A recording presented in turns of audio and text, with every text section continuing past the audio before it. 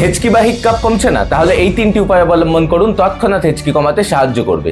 1 নম্বর, নিঃশ্বাস নিয়ে 10 সেকেন্ডের মতো ধরুন, তারপরে ধীরে ধীরে এক্সহেল করুন। এরকম 2-3 বার করুন। এটা আমাদের ডায়াফ্রামকে শান্ত করে হিক্কাপ কমাতে সাহায্য করে।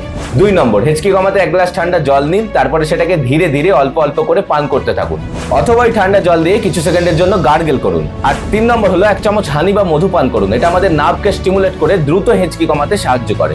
এই উপায়গুলো পালন করলে হেঁচকি সাধারণত 2-1 মিনিটের মধ্যেই কমে যায়। কিন্তু হেঁচকি যদি 48 ঘন্টা বা তার বেশি সময় ধরে চলতে থাকে, তাহলে দ্রুত একজন ডক্টরের সঙ্গে কনসাল্ট করুন।